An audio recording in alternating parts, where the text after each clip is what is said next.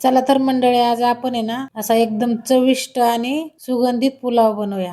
चला तर आता बनवायला सुरुवात करूया. इथं मी अर्धा किलो बासमती तांदूळ घेतलाय. आता याला छान 3 वेळा धुवून घेऊ. आता याला धुवून घेतलाय, याच्यात पाणी ओतलंय मी आता. आता याला अर्धा तास भिजून देऊ आपण. तोपर्यंत बाकीचं साहित्य घेऊ. इथं मी 2 कांदे कापून घेतले तर बारीक, 2 बटाटे घेतले तर आणि खडा मसाला घेतलाय. इथं मी पावशेर गाजरं घेतले तर कापून, पावशेर वाटाणा घेतलाय सोलून, पावशेर फ्लावर घेतलाय आणि पावशेर फरसबी घेतली.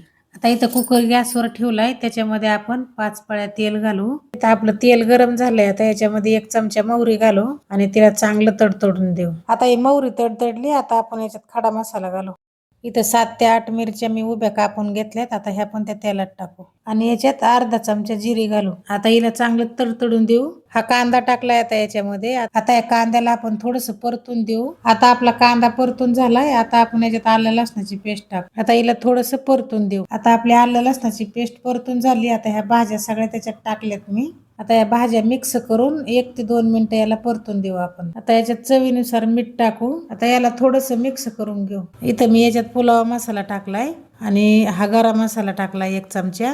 आता हे सगळं मिक्स करून घेऊ चांगलं. आता हे भिजवलेले तांदूळ पण मी त्याच्यात टाकलेत आणि चांगले मिक्स केलेत. इथं मी याच्यात 1.5 तांबे पाणी ओतलंय. आता याला झाकण लावून 2 शिट्ट्या करून घेऊ. आता आपल्या 2 शिट्ट्या झाल्यात. आता आपण झाकण काढून घेऊया.